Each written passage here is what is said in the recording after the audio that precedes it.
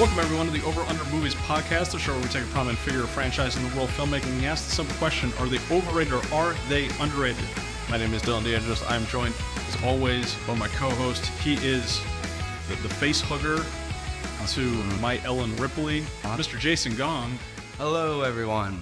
Jason, today we are talking about Prometheus. This is the latest film in the Alien franchise. It is directed by Ridley Scott. Alien Romulus is currently in theaters. We thought this would be a perfect time for us to talk about the Alien franchise in general, but specifically we're going to be mostly delving into Prometheus, which is a prequel film to the original Alien that came out. Original Alien came out in 1979. It's a giant hit. One of the greatest, bang for your buck movies ever. It made a ton of money, spun this entire franchise. And Prometheus is a similar movie, but it's going for much bigger aspirations than the original Alien film, which is a film that's built a lot off of suspense. Prometheus came out in 2012. It's also directed by Ridley Scott, same as the original one. It's the first film in the franchise that Ridley Scott directed since the first one. All right. Because the first one's directed by Ridley Scott, the second one's done by James Cameron, and the third one is David Fincher's directorial debut, and then the fourth one is, I forget the director's name, it's French guy. Yeah, Jean-Claude something, or I don't know, I forget his name exactly. He's the guy that did Amelie. He's a French director. Jean-Pierre Jeunet. And yeah, they had picked him because they really liked his style, and the main thing people remember about Alien Resurrection is that it's written by Joss Whedon. Yes. And a lot of people think of it as precursor a little bit to Firefly, it was him experimenting with a crew on a ship. That's interesting. For his dialogue. Yeah, I didn't see that one, but that makes sense. But Prometheus came out in 2012, so it's about 15 years after Alien Resurrection. And Jason, you had never seen Prometheus before we watched it last night. What are your thoughts on the film? I haven't seen it finally. Yeah, so I didn't grow up as a big Alien guy. The only Alien movie I saw for the first 23 years of my life was Alien vs. Predator, which is a bad movie, but it's an awesome movie if you're watching it at your friend's 10th birthday party. Because it's just an action-packed PG-13 semi-violent romp. So when I finally watched Alien and Aliens, I was like, okay, I get why this franchise is beloved now. But I still didn't care enough to go back and check out Prometheus, which I had heard was somewhat divisive, which I think is why this is a good one to talk about. That's why we're talking about this one specifically over something like Alien 3 or Alien Resurrection, which are considered bad films. Most people agree that those are bad. A lot of the people who have seen this movie, they either love it or they hate it. Although, in recent years, there's been people more in the middle, which is kind of where I fall. I think, like you kind of mentioned, this has some loftier science fiction ideas than Alien.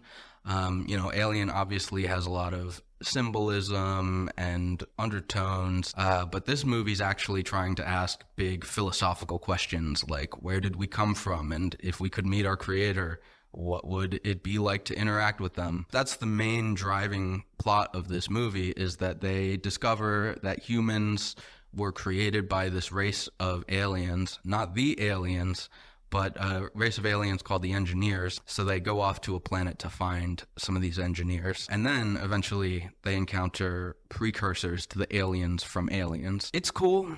The movie has some slow moments. It has, I think it kind of has a hard time balancing sort of the loftier ideas with just the alien action horror that we've come to expect from the franchise. So I don't know if it nailed the balancing act. You can tell that this movie had rewrites done with it and that not everything kind of came together at the end. But it's definitely a cool and enjoyable movie. And I think it sets up interesting things for the Alien universe. Yeah, I think Prometheus is a cool litmus test for, as a viewer, what do you want out of an Alien film? Because the plot of all of the Alien movies are kind of the same thing. The first act is usually introducing us to a crew of people, which is similar to a slasher film. The original Alien film is basically a slasher movie in space. And so first act is introducing you to this crew and what their interpersonal relationships are, why they're out in space, what their role is. It's usually, working around this corporation called the Weyland-Yutani Corporation. And the second act is that usually they'll interact with the aliens in some way. In the original film, the crew of the Nostromo, they get a distress signal from a planet, and they go down to the planet and they encounter the ship that has this like piloting bay inside of it and this like dead thing it's called the space jockey, but it's never explained in the film. And one of the guys gets face huggered, the iconic face hugger. Yeah. And they take it back on their ship and they go out into space with it. And then the face hugger leaves the guy because it had already planted an alien in him. The alien explodes out of his chest, and then it grows into a xenomorph that kills the entire crew. And then Sigourney Weaver and her cat have to shoot it out into space at the end of the film. Yeah. So that's like the 3-act structure, is that you have introduction to your crew, weird alien shit happens, and then fighting the final boss xenomorph. Yeah. That's usually how these films go. And then Aliens is that times 10. Like, they just ramp it up to more aliens. There's more aliens, and there's a bunch of military dudes with guns. Right. That's the plot of Aliens. Right. And then Alien 3 is weird. It's on a prison planet that is all male, and they're super religious. This is due to the fact that that movie went through like a bunch of rewrites that involved basically like a Cold War type plot, where there was 2 rival like corporations that were trying to bioengineer better xenomorphs, basically as a metaphor for the Cold War and creating nuclear weapons. And because the Cold War was basically over by 1992, they had to rewrite the script and figure out something else to do with it. I see. And they brought back Sigourney Weaver, who was upset with, I think, like her payouts from Aliens. They brought her back. They killed off like the other characters that were left from Aliens. And Alien 3 is weird. I kind of like it. It's very interesting. Alien Resurrection also pretty wonky movie, but I'm a big fan of this franchise. I don't think there's a single quote bad movie in the franchise. I just think some are better than others. You're kind of skipping over Alien versus Predator. I'm not going to talk about Alien versus Predator 2. Alien versus Predator are kind of their own things. I don't really think of them in the same continuity. They're obviously part of the franchise. Alien is in the name. Shout out to our friend Paul W.S. Anderson. Maybe we'll do like an Event Horizon episode at some point. We've been talking about that for like almost a year now. Event Horizon. But I think Prometheus is like actually good. I think it's legit good. I agree with the sentiment of the ideas that are proposed in this film don't really come back around and work entirely, but I appreciate Ridley Scott going for something big. Sure. And the idea that this is a movie about meeting your creator, and he gives us these characters who are deeply religious, and you have this character Elizabeth Shaw, who I think is like a really cool character, really well fleshed out, that she's trying to reach out to these creators because herself, she is infertile. She can't create life. So she wants to speak to these people that seemingly created humans, ask them why.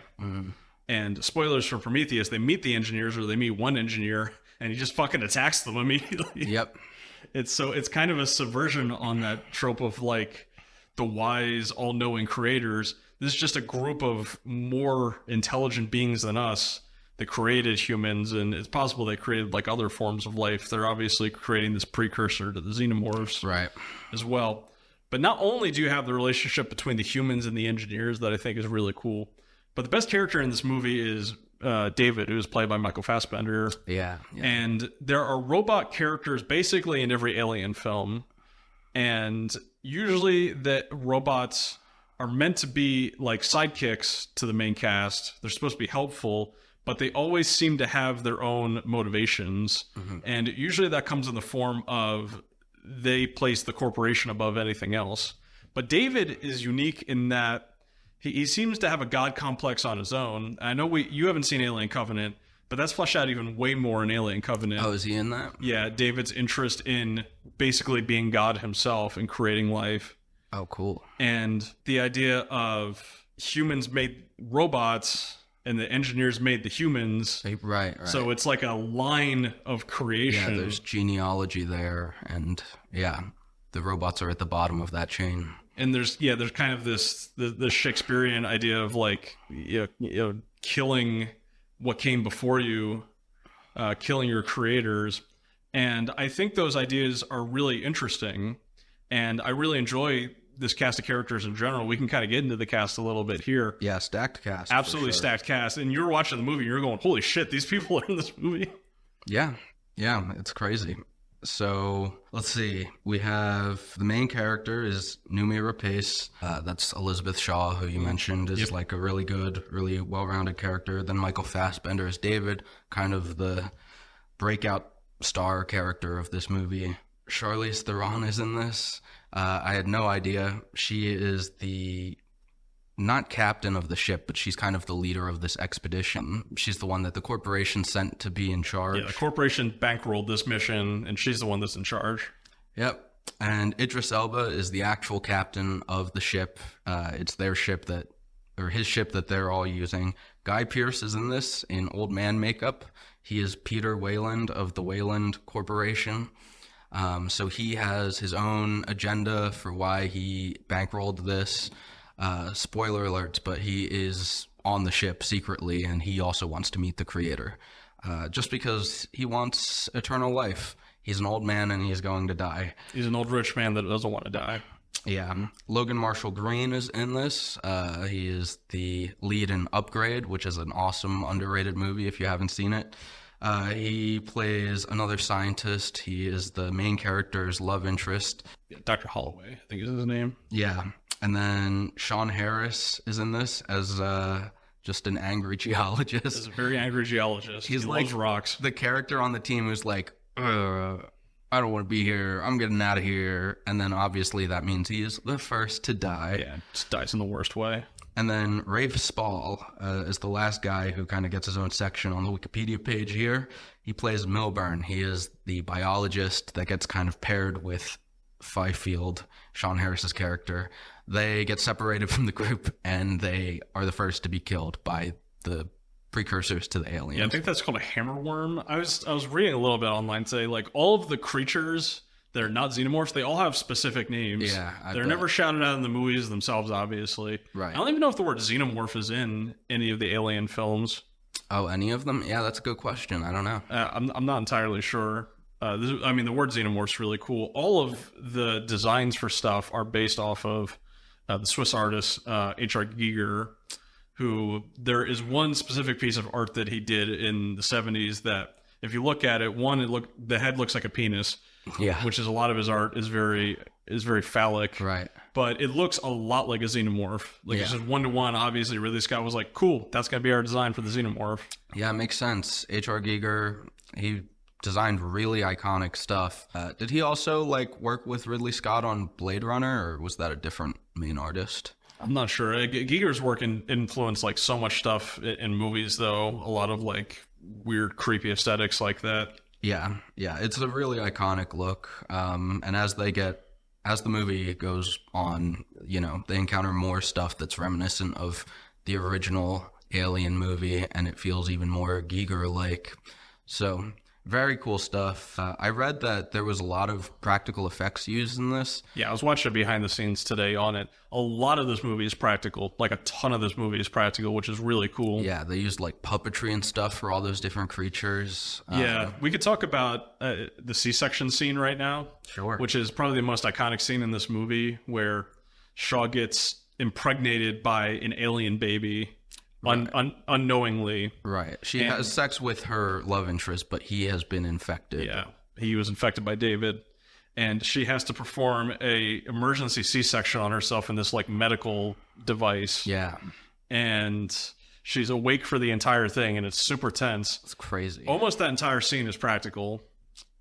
Except cutting her stomach open, right? Cutting her stomach open is not practical, but they did have a practical dummy of the lower half of her body. Okay, so it is practical. They just didn't cut her open. The squid is absolutely practical. Squid's practical. That's cool. Yeah, a squid comes out of her body. Yeah, the squid is gross and scary. It's an animatronic that there's a claw machine thing that pulls the squid out. Was that practical? Yeah, so it's the wires are going through the claw into the squid thing that's making the tentacles move. Yeah. It's like an animatronic, and then the whole thing is stuffed into a condom and filled with blood, so that when the condom breaks, the blood just goes everywhere, and then it's just squirming. That's an animatronic. Yeah, very cool. Really, really cool effect. That whole scene is tough to watch. It's really cool. Like her like stomach, when her like stomach's pulsating. Yeah. That's mostly just her, apparently. She could just do that with her stomach. They cast the right person then, because that was crazy. Which is pretty funny. But the squid thing comes back around at the end of the movie. It becomes enormous. It turns into a giant face hugger that kills the engineer, and then that puts an alien into the engineer's stomach. The chest bursts into, I think it's called a protomorph. So it's a precursor to what will eventually be the xenomorph. And we don't see xenomorphs until like the end of Alien Covenant. So this movie is really like the first movie in a trilogy that we have not gotten the third movie yet, but Alien Covenant absolutely sets up a third film. So Alien Romulus is not the third movie in this trilogy. It's now, just Alien Romulus takes place between Alien film. Yeah, it takes place between the first Alien and the second Alien films. Are they going to come back to this trilogy that they've set up? Or I have no idea. I mean, Ridley Scott's an old man. I mean, who knows what his plans are? That's true, and he does make other movies. Yeah. Another cool practical thing that I saw in the film is that the vehicles that they use to get back and forth from the ship to the alien colony, all the vehicles are practical. They're like military grade vehicles that they basically strip them down to their frames and then put cool like sci-fi looks over top of them. Oh yeah. So the one ATV that they have, that instead of wheels they have 4 like tank treads basically. That's completely practical. And I was watching a video of them like driving that thing around like a desert, and it's badass. It's completely functional, 100%. Yeah, that's sick. Yeah, that's one really admirable thing about this movie is just how committed they were to using practical effects and how much that paid off too. This was one of those movies where I wasn't even wondering how do they do that. I was just like immersed in it because it looked so real. Because they built sets. Yeah. Yeah, it's really, really well done, and I appreciate that. They put in a ton of work on the concept art phase of the film. I saw that they had a room basically that was filled with concept art that was right next to Ridley Scott's office. If anybody ever had like a look or a piece of concept art that they wanted to add, they could just tape it up on the wall and it would be added and everyone would look at it. So it was cool, like the amount of collaboration that was put into the making of this film. Yeah. So yeah, this film is about meeting your maker. And it's a movie that largely does not have xenomorphs in it, which is why it's not called Alien Prometheus. It's an alien movie without any aliens in it, basically. What did you think of the engineers as a concept? And do you think it worked? Because the very first scene of this film has the engineer come out, and he looks like handsome Squidward. Yeah. He's jacked as fuck. Yeah. The engineers were cool. Like, the concept of meeting your maker is great, right? Like, they wanted to do something different, but set it in the Alien universe, and I think they largely succeeded at that, or at least the phase of asking questions. And then I feel like I was in a similar boat to like a lot of viewers, where when they finally meet the maker, the engineer, and he just immediately attacks them, and you don't really get a conversation with him, I was a little disappointed. I was like, okay, like I'm okay with him being hostile. But I would like to see more of a connection between him and Shaw and like try to understand a little bit more about him and why he's doing the things he's doing. So as a concept, I think it's great, but it left a little bit to be desired. Yeah, I would agree. It's a little disappointing when you get all the way to that climax and then there's not really much happening. I do kind of like the idea that the aliens were always a biological weapon, basically. That there's a bunch of like pods on this ship, and there's this really cool scene where David pulls up this giant like space map, and he sees Earth on there. Earth is like on the list of planets where they were going to be sending these aliens, I guess, to wipe us out. To destroy, humans. I think there was an early draft of, I can't remember if it was Prometheus or Alien 3. So Ridley Scott had the idea of doing a prequel to Alien all the way back in the late 80s, before they made Alien 3. That was his first idea, was to do what is essentially Prometheus, but they didn't have the budget. The budget had been way too big to do what he wanted to do. If you imagine them trying to do this movie in 1989, it would be absurdly expensive. And his idea was that Jesus was going to be involved, right? And that Jesus was an engineer, right? And he was sent as like an emissary to humans, and then we killed him. So this is their payback for us killing their emissary, is to send the aliens to us. I had heard that too. That's so funny. Yeah, that's interesting.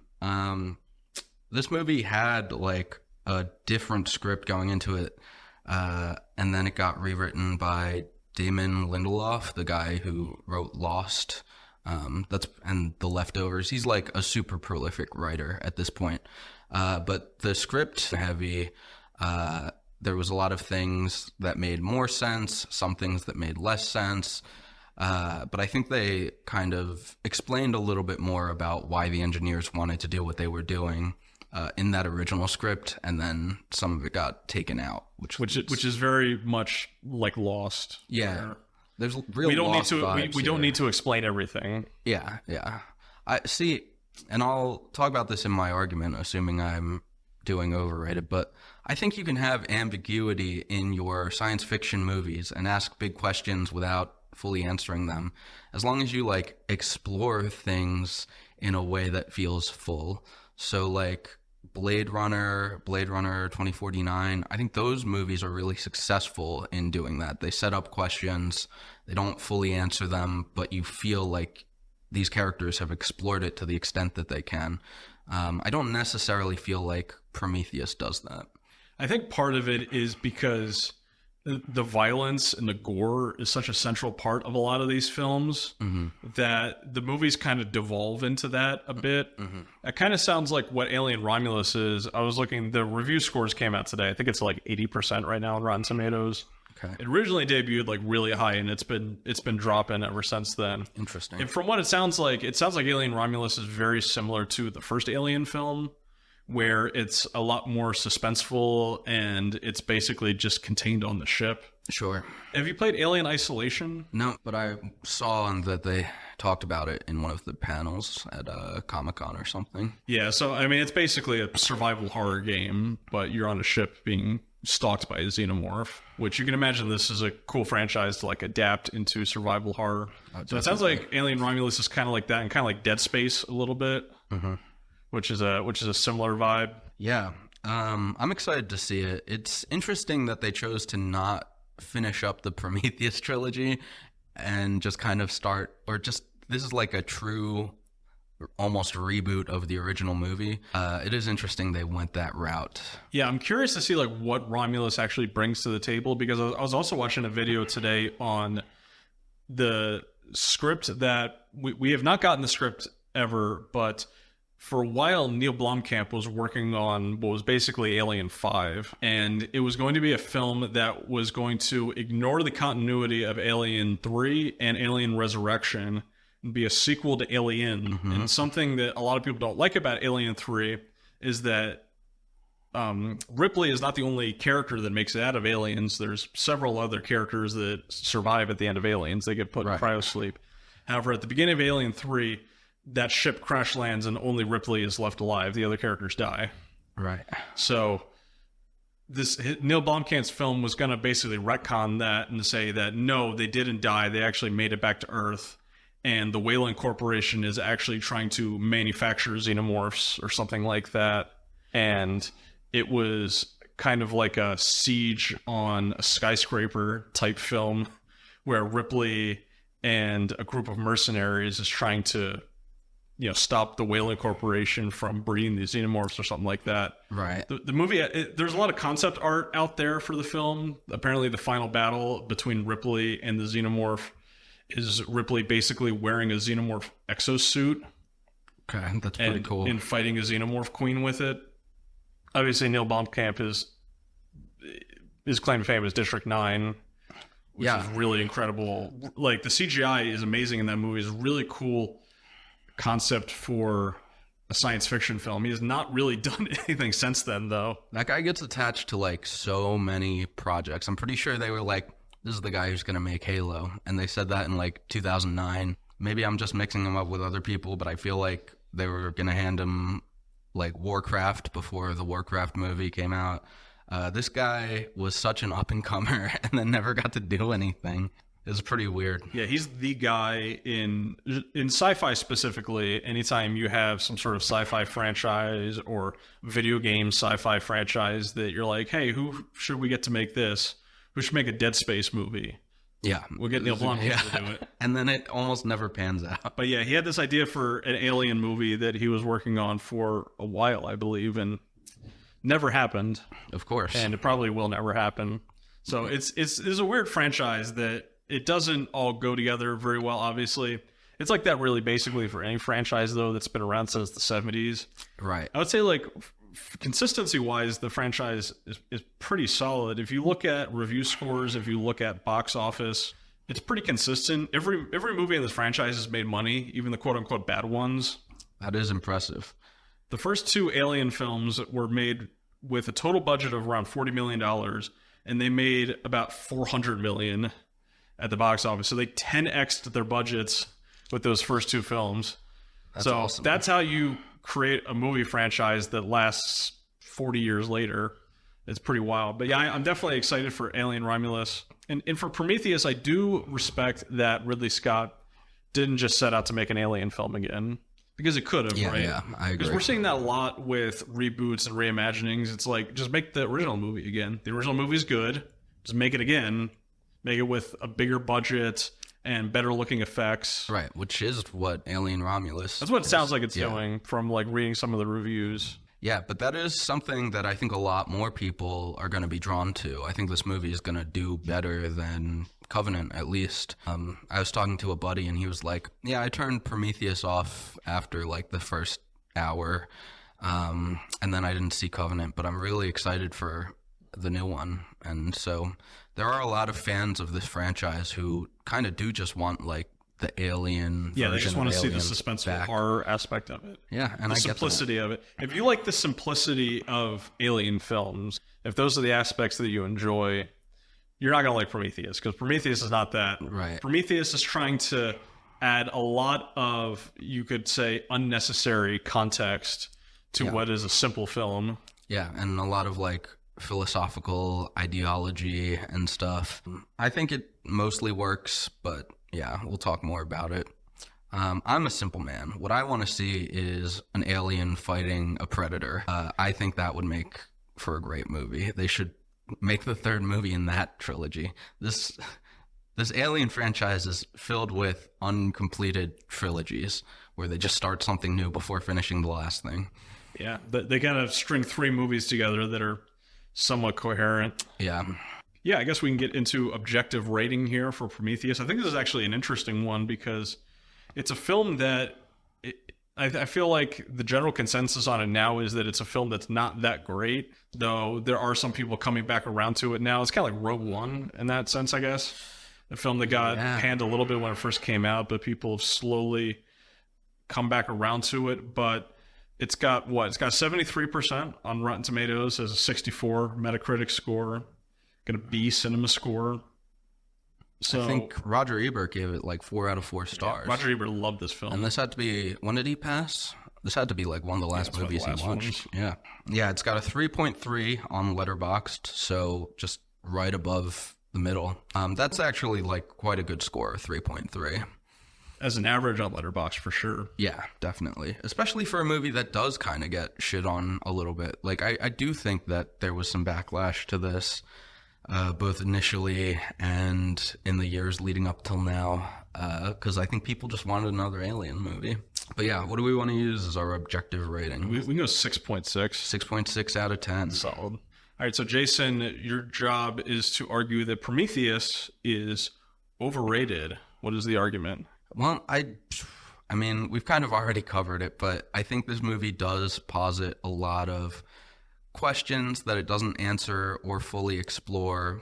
You know, it leaves you wanting more, which is a good thing, but like it's trying to have its cake and eat it by like being a thoughtful science fiction movie and a gory action flick.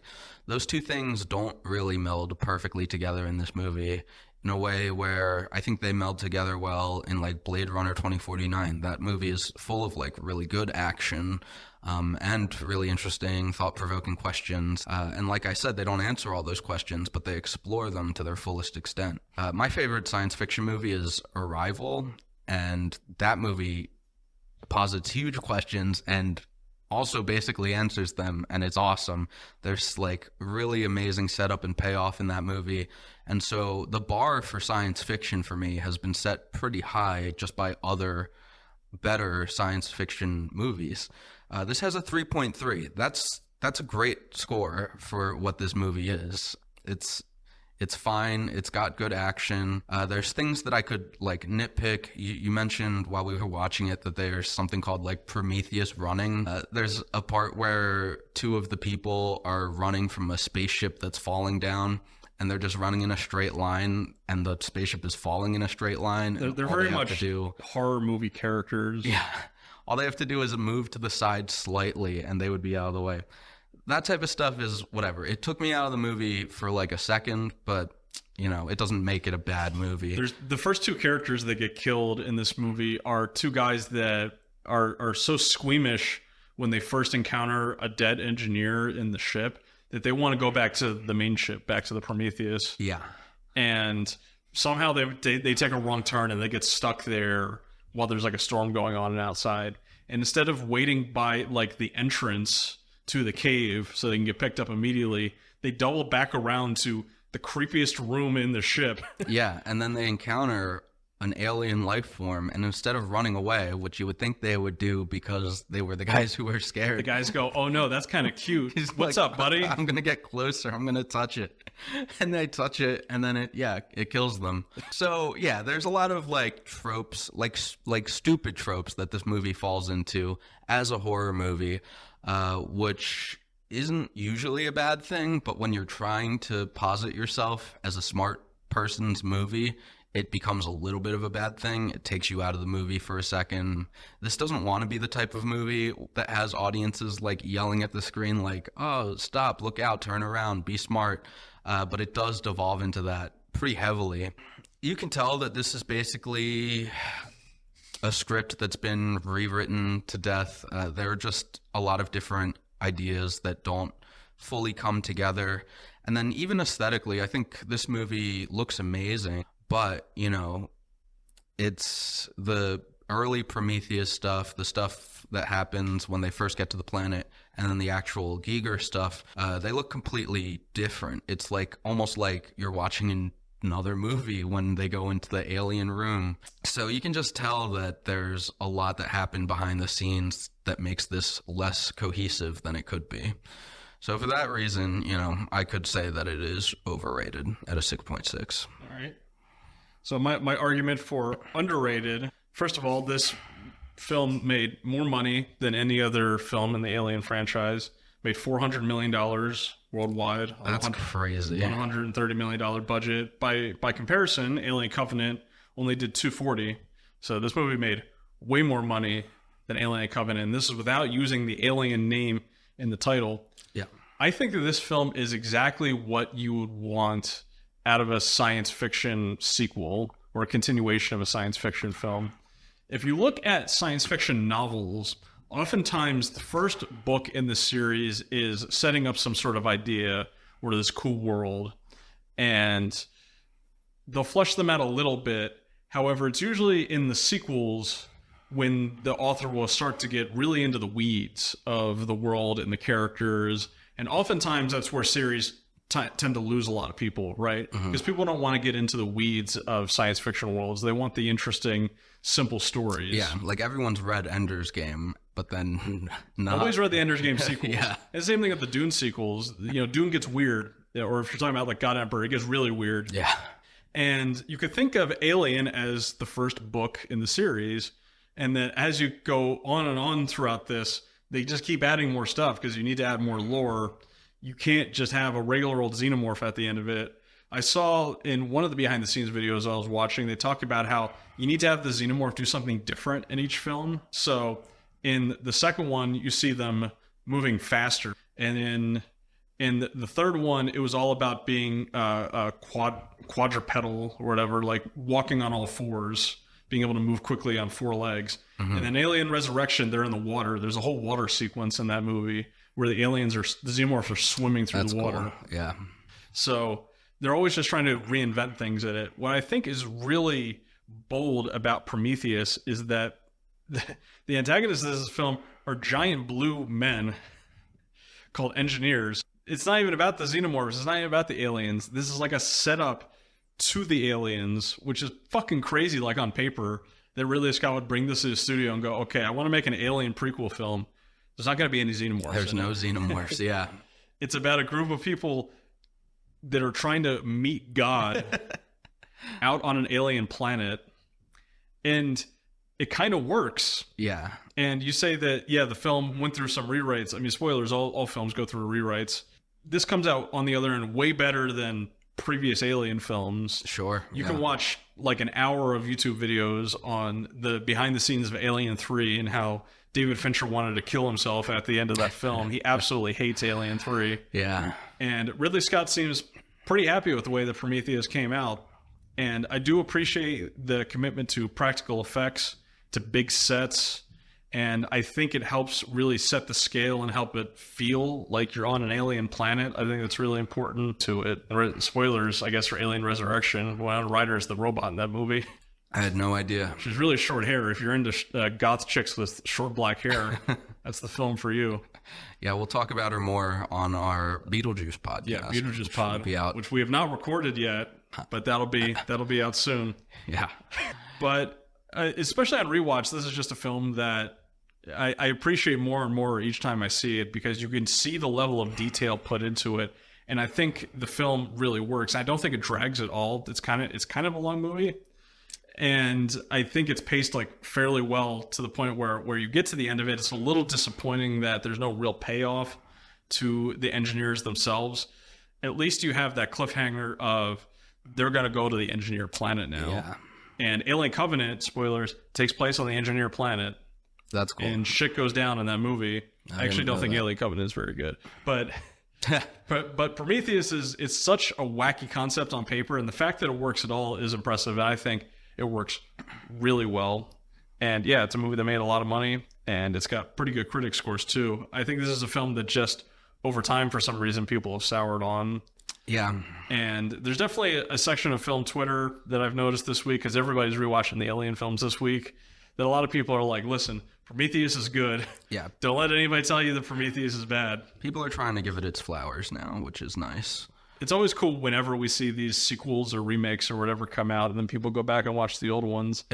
Sometimes it's like absolutely insane. Like sometimes it's pure copium. Yeah, when new Spider-Man movies come out, people are like, actually, the Andrew Garfield movies are the best ones, and here's why. And it's like, buddy, listen, this is why we need Amazing Spider-Man 3. And people talking about the Fantastic Four movies. Like, I've seen a lot of posts that are like comparing the new cast in their suits to the 2000s Fantastic Four and being like, you'll never be them. And it's like, buddy, what are you talking about? Yeah, all those posts of being like, oh my god, it's gonna go so fucking hard in Secret Wars when we see Jessica Alba and Miles Teller come out. Jessica Alba is a billionaire. She has no need to be in Secret Wars. Anyway, so what's our verdict here, you think, for Prometheus?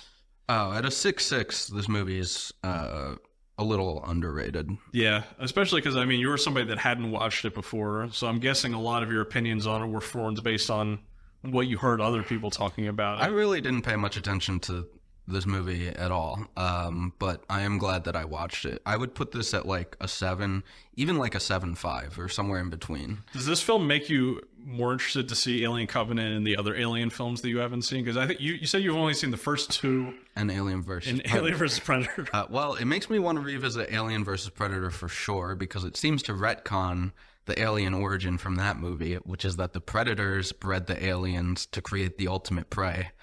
I think that's what happened in that movie. It's really stupid. Also, the timelines in these films are really wonky. I think the first Alien film takes place in like 2103 or something like that. Yeah. Alien vs. Predator, released in 2004, takes place in 2004. Yeah, that's nuts. There's going to be an alien TV show called Alien Earth, which is set before the original Alien, where the aliens are on Earth. So that also doesn't make a lot of sense to me. The timelines, like you said, real wonky. Yes, this does make me interested to watch Alien Covenant. I do want to see them go to the Engineer planet. And then if there's lingering questions after that, I'd love for them to make a third movie in this trilogy and actually answer the questions. Like, I think they could retroactively make Prometheus a better movie if in like the third movie they come up with some really cool idea and like ways to share their philosophical beliefs with us. If they're able to do that and pay off the stuff that they set up in Prometheus, then that makes Prometheus better. Yeah, but definitely go see Prometheus if you haven't seen it yet. All the Alien films are on Disney Plus. Oh, really? Because they got bought by Fox. Yeah. Yeah. They bought Fox, so all the Fox films are on Disney Plus. So definitely check that out. Check out Alien Romulus in theaters. It seems like it's a good time. It's directed by Fede Alvarez, who has already made good horror films. He did a film called Don't Breathe a few years ago that is a really good film. Has a really unsettling turkey baster scene. He also did the Evil Dead remake, which people like a lot. So he's already kind of dabbed his foot into doing horror remakes. Cool. And Alien is such a cool franchise because, it sits on that fine line between horror and science fiction. Yeah. So it's absolutely up my alley. I watched the first two Alien films a lot in college. They're two of my favorite films of all time. Yeah, I get that. But anyway, that's going to be it for our episode on Prometheus. Thank you to Jason for coming on the pod again. Of course. Thanks for coming by. Yeah, no problem. You can check us out on Spotify, Apple Pods, YouTube, TikTok, all those good places. Hit us up on Patreon. Send us a couple bucks a month. Get your name in the credits. Special shout out. Join our Discord server so you can come see what we're watching. You will see on our integrated Discord bot that I've been watching all the Alien films this week. So you'll be able to see what we're talking about before we talk about it, because you'll see it in our Letterboxd reviews. But anyway, for myself, for Jason, that's going to do it for this episode of the Over Under Movies podcast. We will see you at the movies. Bye. Bye. Bye-bye.